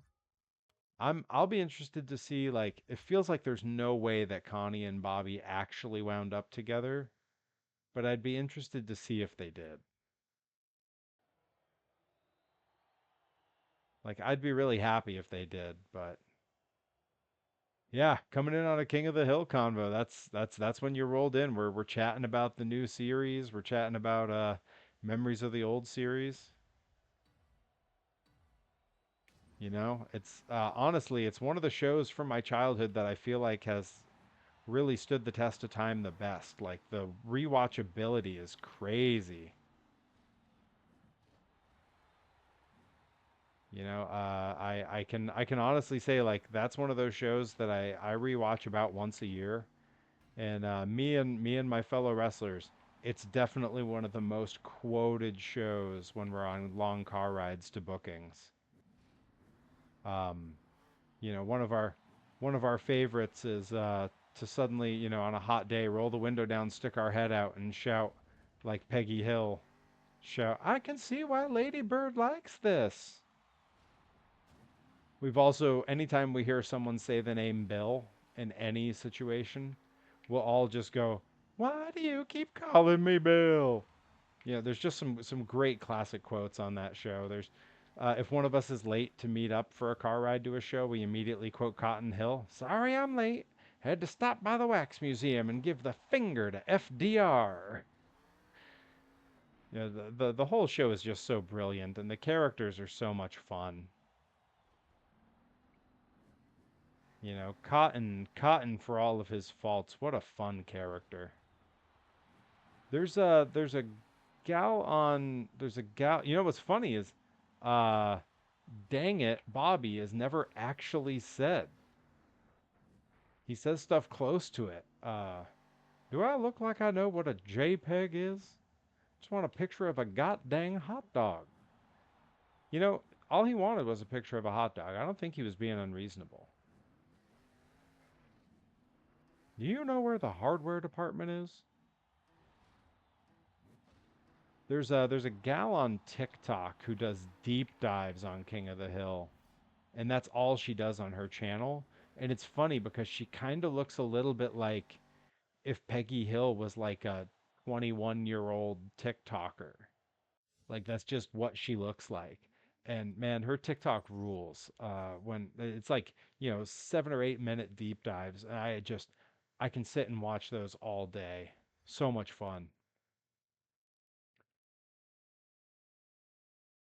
Man, Yes, there's some old bits with King of the Hill from like older internet stuff that really just they stick with you. There was a for a long time there was a guy doing prank calls using a Hank Hill soundboard. When my wife and I were first dating, we must have watched those videos dozens and dozens of times, and we still quote stuff from him all the time. Little things he would say, Bobby, Bobby, just trying to get someone's attention, and they would use that in the prank call. Oh, we got the figure eight race. This is a tough track because you got to get that jump right, but then you got to get into that turn, and you got to line up on these cars. These some of these tracks just are so like so well designed and so cool. Oh boy, oh boy. Got a little squirrely there, but it's okay. We're recovered. This track is sort of like a small indoor equivalent of the old Louisville track at the Louisville Speedway back in the day. That was a figure eight track. And that was awesome with the monster trucks back then. That was one of the first really gnarly gravedigger crashes I ever saw on TV was at that track. Dennis Anderson broke a few ribs, slid into the wall down at the far end after the finish. Because of King of the Hill, I wanted to sell propane and propane accessories. It's an honest living. I mean, right? Oh man, that sounds awesome too. Man, yeah, I feel like it's definitely one of those shows that on the rewatch, there's so much more that you like. You can kind of learn about them. Oh boy, we got bots in here. Hey, Tyler from NH. Damn it, Bobby. Yeah, I was just saying, damn it, that's one of the most quoted things from that show. It's never actually said on the show. Thanks, Herobotic. Thanks. Yeah. My junk baby. I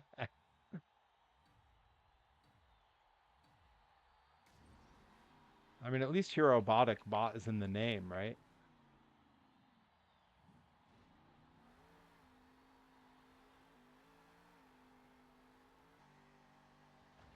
Yeah, I might need to do another King of the Hill. Was there ever a King of the Hill video game? I mean, other than Propane that was on the show, was there ever an actual game released? Because I would play that on stream in a heartbeat. I know there was some Beavis and Butthead games, and those are on my list for eventual streams. There's some PC games. Well, that's perfect. I'm on a PC. Oh yeah, for sure. I'm gonna find a way to emulate those on stream. Yeah, I got some weird throwback and lesser known games lined up soon. There was a really lesser known Usagi Yojimbo game that came out a while ago, a few different ones. There's the link. Okay, so there's definitely video games. Oh man, that's gonna be a way for me to end up in trouble on stream. There's got to be some copyrighted music in that thing, huh? One of them's a hunting game where you go hunting with Hank, Bobby, Bill, Dale, and Boomhauer. Yo, is that real? That's amazing. Boomhauer, what a character. Dale, too. I mean, God, that show just rules, man. I don't remember what steered us into talking about King of the Hill, but I am happy it happened. All right, final round.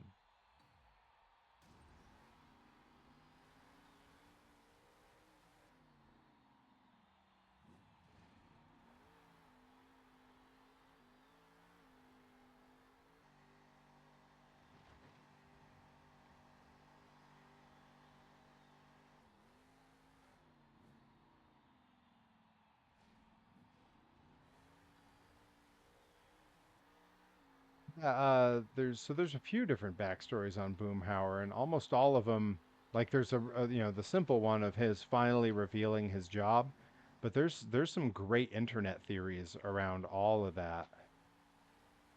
Like the internet's weird like conspiracy theories about King of the Hill are some of the best things on the internet. Like the theory that Peggy had permanent brain damage from her fall out of the when she was skydiving, and that's why she's like so full of herself after that season. She's kind of just terrible. Hank actually does teach you about actual hunting equipment and what's effective for when you're hunting. I would. That's awesome.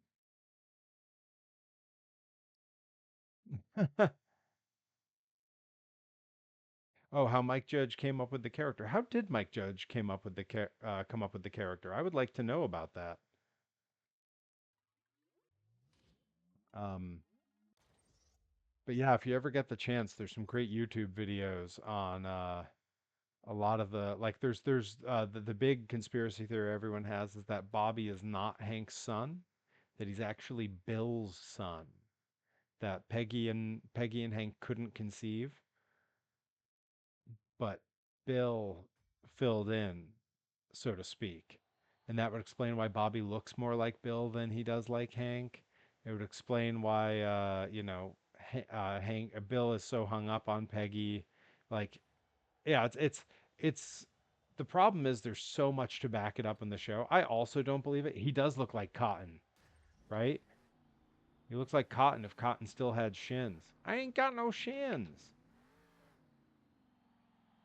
I lost them fighting the Nazis.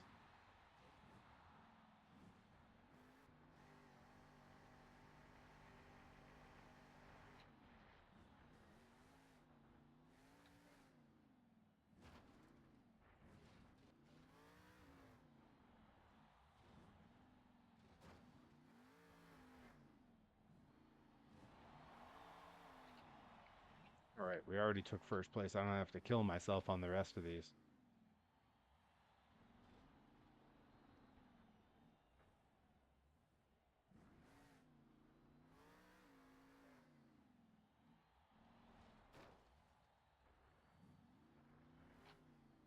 I see the alert on my phone. Bobby hooked me up with a video that's the story of the character Boomhauer,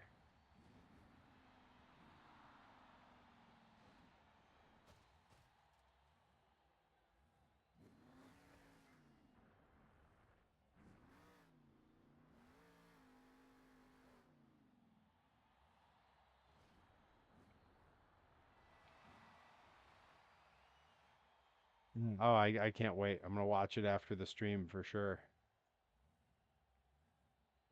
Yeah, it's weird. Like King of the Hills, like it's a show that I rewatch all the time, but I also feel like it's a show that I don't want to rewatch. I always try to stop myself because it's so long. It's 13 seasons with a lot of episodes and different seasons have different numbers, but it's usually 20 plus per season. So it's a lot to watch, and it feels daunting. And I'm a completionist. Yeah, going down the propane hole, as it were. Um, it ran a long time. That show started, I was in elementary school. That show ended, I was already out of high school. Like that show was still airing new episodes when I had already met Herobotic,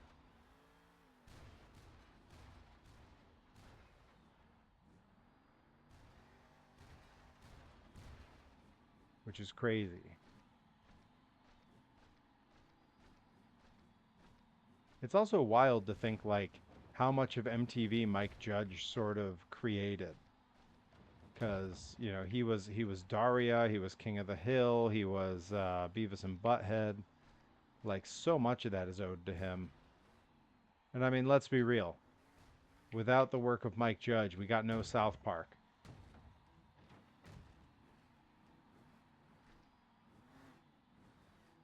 Hey, Hirobotic, you're not allowed to call me old man. You're the only person in this chat that I know for a fact is older than me. I mean, you're just barely older than me, but you are older than me. Second place, come on, man. Killing me here. Those time destructions are not my strength. Daria does rule. It is so hard. Yeah, King of the Hill was on Fox, but still. It's all the same family of shows, so it feels like it was MTV. Um, okay, okay, Herobotic. Daria does rule. It's a shame that like so much of the music in it that it was so dependent on the feel of that music.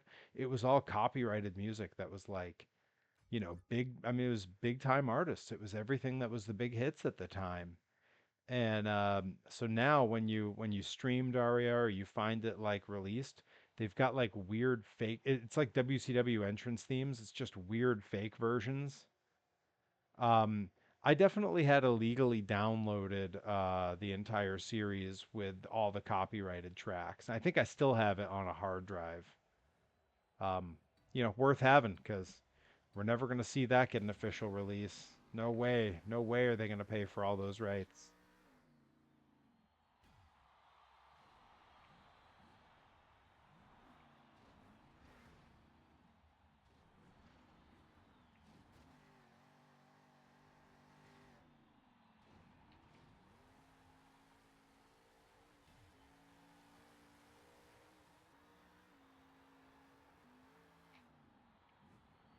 Oh, Bobby, you're a fair bit.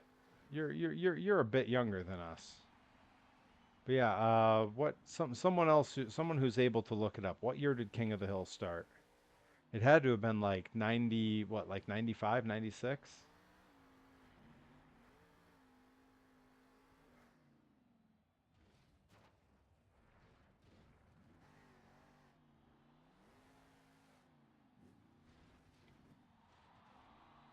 97. Okay, so I was in middle school, but early middle school. So what year did it end?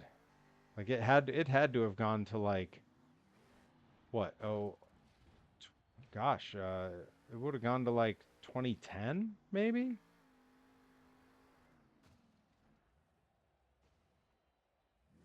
Wow. That's a great run for a show that like I can't ever remember hearing someone say it was their favorite show when we were young. But what a run. You were 3 in 97. When I was 9 in 97 I was going to see Bigfoot at shows. It was definitely too smart for our dumb kid heads. All we got out of it was the lowest end of what it had to offer. Like it's definitely aged really well. Like there's a few shows like that I feel like are have gotten better with time. And King of the Hill is way at the top of that.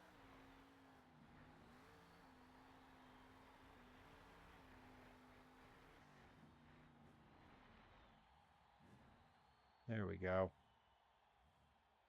All right, first place in freestyle. I'll take that.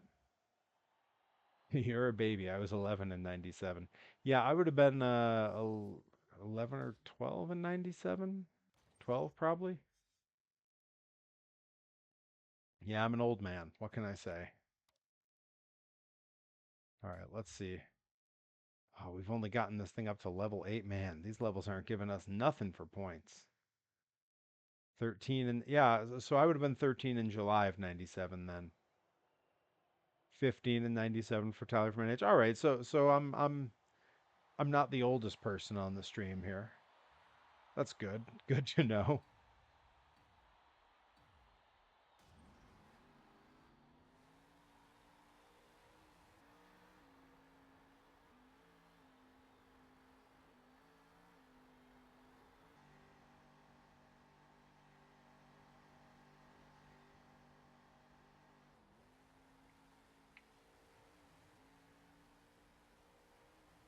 I got a stream coming up next week where I'm planning to paint my 3D printed replica of the Toxic Crusader figure.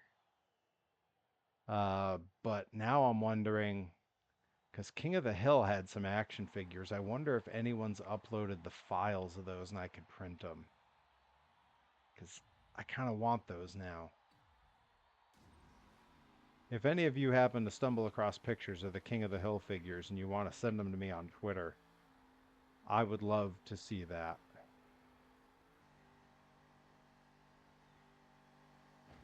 Uh-oh, uh-oh, uh-oh, I'm up on my lid. Nope, gotta start over. Gotta start over. I won't lose these races. Dizzy was having a quinceanera. Graduated in '01. Okay, yeah, I graduated in '02.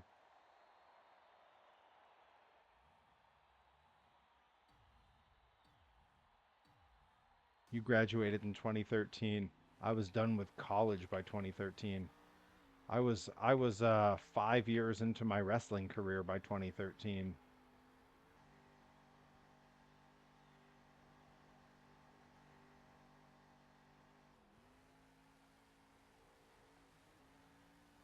Well, by 2013, I was doing stand-up comedy in Santa Cruz, California, and all along out there.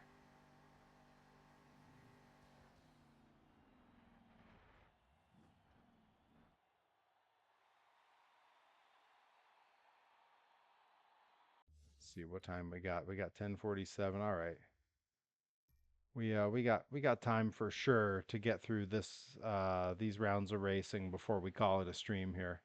You need to release a Dale figure that comes with the pocket sand. Oh, pocket sand launcher. That's such a good idea. Yes, and I think Boomhauer. You'd only be able to get Boomhauer if you were buying his car. You'd have to get his muscle car as like a playset vehicle. You only get Strickland. Yeah, you only get Buck Strickland if you buy the Strickland propane playset. You guys, we're gonna make some money here. I think we're onto a good idea. Who's got the money to buy the rights? I know they're just making a new show, so it's gonna be really hard, but if anyone wants to invest, I think we're onto something.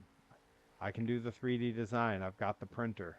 Let's make it happen. Let's make some money. Peggy Hill figure comes with a tiny little boggle set. Yep. Little mini grill. Yep. Hank with his. It's not flat ass. The term is diminished glutes. It's diminished glutes. He needed a special prosthetic so he could go lawnmower racing. Flat ass. I'm reading that in Scott Steiner voice. Uh, yeah. What's everyone else come with from that series? What would they come with? Oh no. What's Bill come with? Just like a lot of sadness.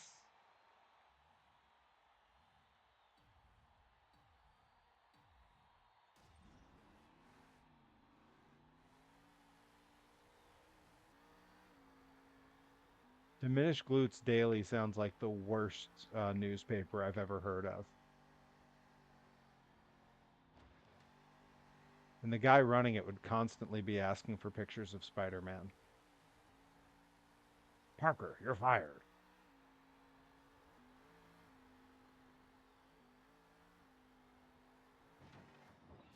Oh no, did I lose it in the final round? I did. Oh no. Got to restart. You guys, the stream goes. That's right. He's gonna come with a dress for when he thinks he's Lenore. His pet iguana. Oh, the tank. Yes. Have him come with the tank. Or he could come with a little bounce house and a Santa suit for that episode where he was the neighborhood Santa way past Christmas. Oh, I'm just out here for the kids. Bill, it's February. I know.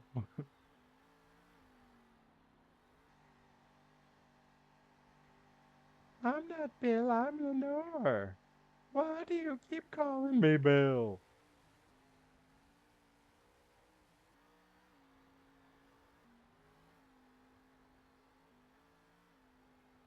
Yeah, there's so many lines from King of the Hill that me and the guys quote on car rides all the time.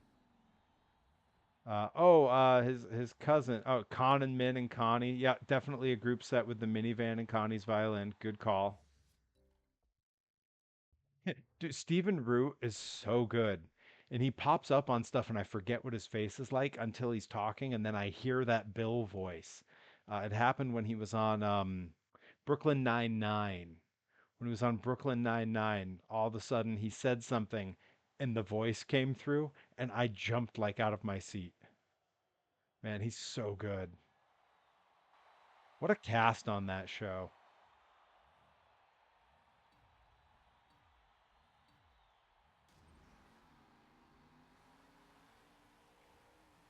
I think John Redcorn definitely comes with his trailer that he lives in.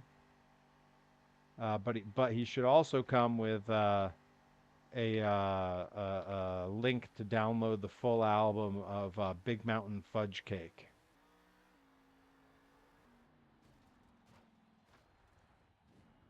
Lucky comes with an RC version of his pickup truck. That's right, he was Milton on that show. That's right. That's right.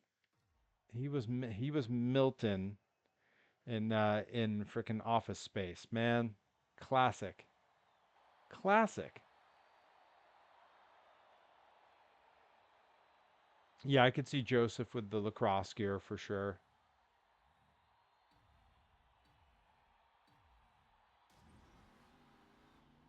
Lucky comes with the truck. Luann comes with all of the manger babies for sure.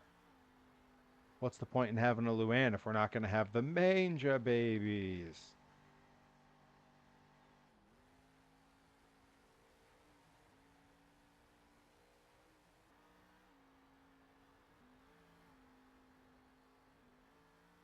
I think Cotton Dee Dee and GH Good Hank got to be one set that comes together.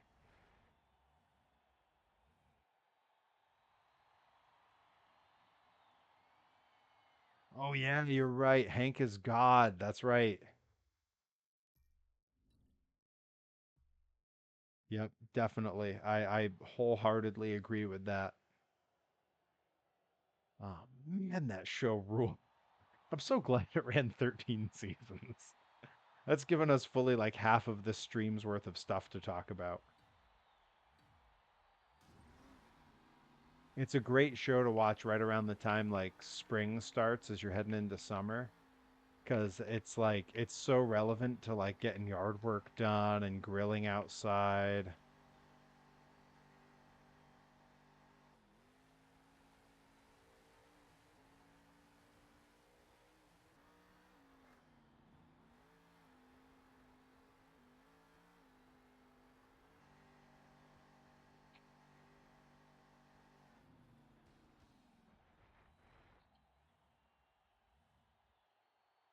Oh, that's yes, Nancy with the newscaster stuff. She's sort of the April O'Neil of that toy line, I think. Yeah, for sure.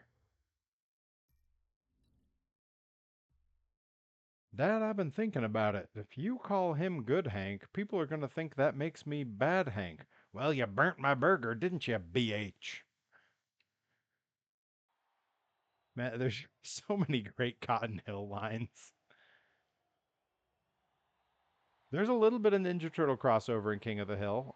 When Connie stays at the Hills house, because her parents are going out of town, Bobby goes to Boomhauer for girl advice and asks which pajamas to wear, Barney the dinosaur or Ninja Turtles. And Boomhauer looks at him and he goes, "I know, turtles." Man, what a show! Like in the play sets, you got to have like the Hills residents, you got to have all the neighbors because the neighborhood is so important. The alley, you'd have to have the alley. But I think you'd probably need like Megalomart as one of the play sets.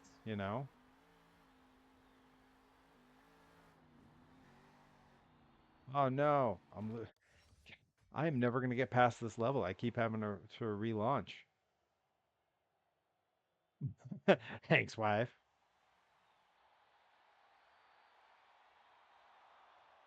Yeah, yeah. Oh, yes. Megalomart comes with Chuck Mangione. It's the only way you can get Chuck Mangione. Oh, that's so good. Buying this toy set feels so good.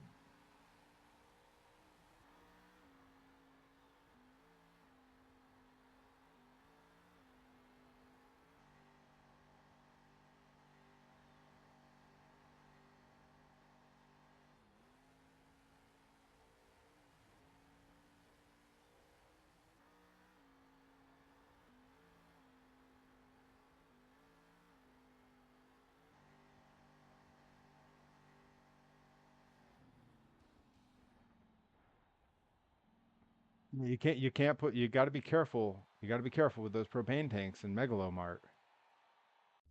And yeah, the Musclehead episode where Randy Savage was one of the voices. Man, that was a great episode where Bill got all jacked. That's an episode we quote a lot in the cars too, me and all the guys. No agony, no braggony.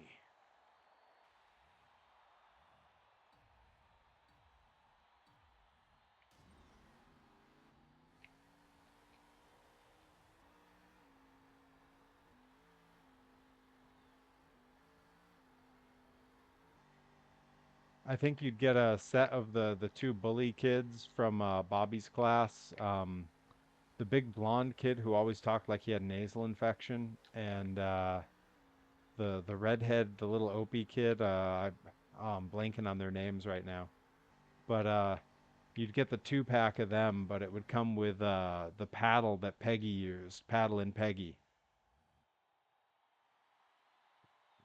Yeah, I think the Megalomart would be how you would get Buckley, but they'd also have to sell a Buckley's Angel toy.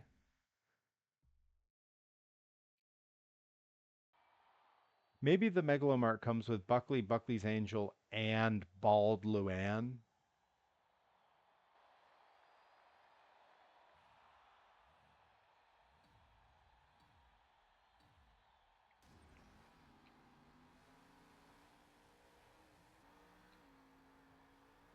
When Dee Dee gives birth to GH,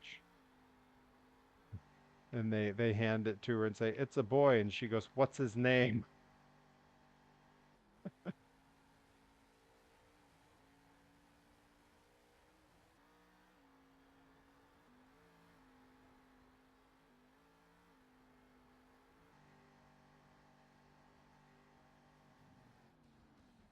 Is this the round where I finally beat the finals? Did I do it? Clark and Stewart. That's right. Yes. Clark Peters. That's his name. Clark Peters. That was going to drive me nuts. Okay, so I did beat that one finally. Boy, that took a lot of tries. Whew. All right, what time we got? All right, I think that's as good a place as any.